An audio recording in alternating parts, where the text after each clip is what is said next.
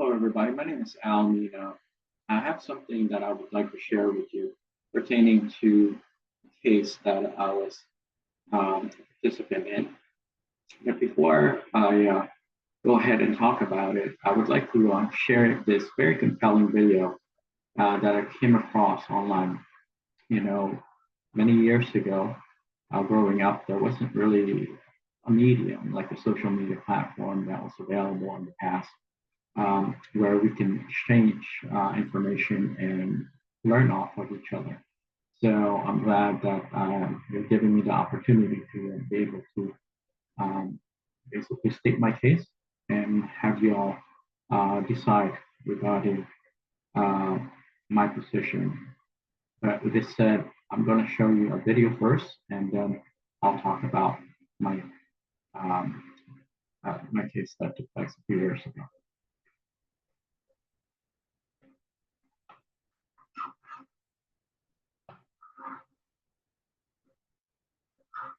In the second desk, Blue Jacket. What is your name? My name is Alexis. Alexis, please leave my lecture room.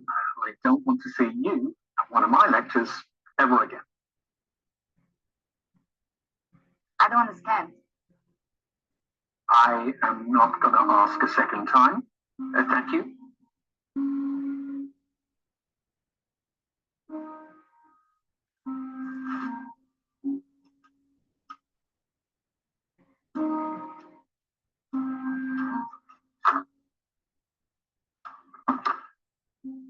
Why are there laws? What are laws for? Anyone? Social order? To protect a person's personal rights. So that you can rely on the government. Justice? Thank you. Tell me, was I unfair to your classmate just now? Indeed, I was. So, why didn't any of you protest? Why didn't any of you try and stop me? Why did you want to prevent this injustice? See, what you have just learned, you wouldn't have understood in 1,000 hours of lectures unless you lived it. You didn't say anything because you weren't affected yourself. And this attitude speaks against you and against life. And you think it doesn't concern you, so it's none of your business. Well, I'm here to say, if you don't help bring about justice, then one day you too may experience injustice, and there will be nobody there to stand before you. Truth and justice is through us all, and we must fight for it. Because in life and work, I mean, we often live next to each other, but not with each other. We console ourselves that the problems of others are nothing to do with us, none of our business. And we go home glad at night that we're spared, but it's about standing up for each other. Every day an injustice happens in business, sports, or on the tram. Relying on someone else to take care of it is not good enough. It is our duty to be there for others, to speak up for others when they cannot. I am here to teach you the power of your voice. I want you to learn critical thinking to empower you to stand up for what is right, even if it means going against what everyone else is doing. Let's begin.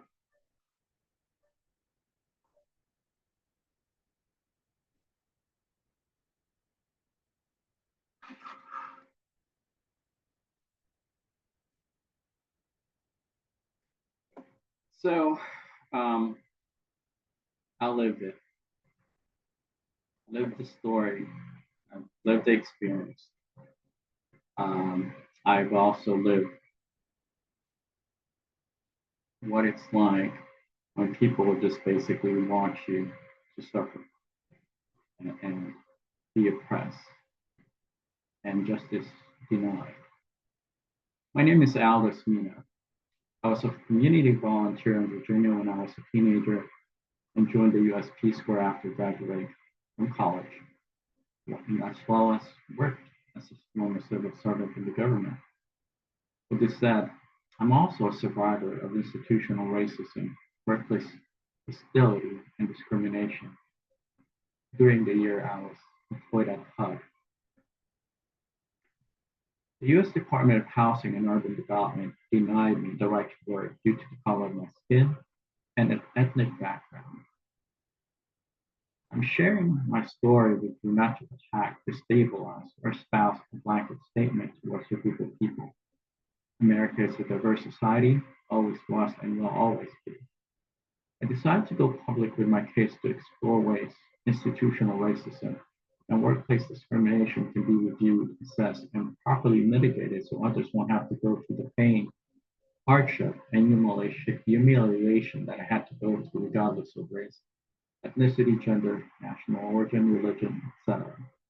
While I understand racism is a sensitive subject that can trigger an adverse response, heightened emotions, or even animosity among people, I believe that sharing the fundamental truth regarding its devastating effect on a person or a group of people justify my cause to impart this 12-year ongoing case with America. And perhaps the world can learn from my story as well. As a son of immigrants, I realized that I am embarking on an uphill battle early on in my youth, pre-adolescence, and even within my professional adult life in America. Little did I know that many of the sources of my struggles and setbacks will come from the institutions that were supposed to protect my civil rights as a citizen. My case emerged the first week I started work and ended the day I was escorted off the premises by the security officer at the branch office of HUD in downtown Washington, D.C. My coworkers saw me as if I was a criminal being apprehended by authorities, all of which was due to the way I look and color of my skin. The treatment alone not only inflicted harm in my reputation, but also manifested a traumatic and recurring memory that I still carry today. With this said, I requested assistance from HUD, the EEOC, which blamed me for the bureaucracy that they had imposed on me. I later requested assistance for a formal review of my case from the main Equal Employment Opportunity Office outside of HUD and was brushed off for not meeting the deadline that was imposed by the bureaucratic process at HUD. I can only imagine if the Supreme Court would actually listen to my story. Would they hear and provide justice? The same institutions that I thought would protect my rights as a worker denied me of the due process and justice promised to all Americans, regardless of race, ethnicity, religion, sex, national origin, gender, etc. After exhausting all my resources in the bureaucracy of the federal government system, I decided to reach out to the White House under the Obama-Biden administration. I received an online message stating that they were aware of my case and that they have forwarded my concerns to the appropriate agency. That was back in 2016. I again requested assistance from the Biden and Harris administration when they took office in 2021, and I received a letter with the same information to that of the 2016 Obama-Biden White House. As I listened to Mr. Biden campaign previously and today's narrative from the Harris campaign, who claim that they champion the rights of minorities, I feel that my ongoing case of 12 plus years was not of importance to the Democratic-led White House.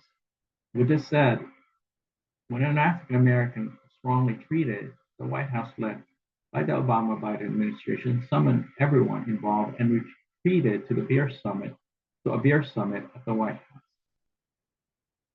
I was told the Democrat Party is the party of the oppressed, marginalized, and taken advantage of minorities? When will the Democrat-led White House provide assistance to all minorities and those populations that are owed justice regardless of race? When is aid, relief, and justice going to be provided by the White House in my case? I have shared my case to the Obama-Biden White House, as well as the Biden-Harris administration, and it is now an election year. This year will determine the future of all Americans, regardless of race. Will they stand with those oppressed, marginalized, and denied justice, or will they continue to ignore their voices?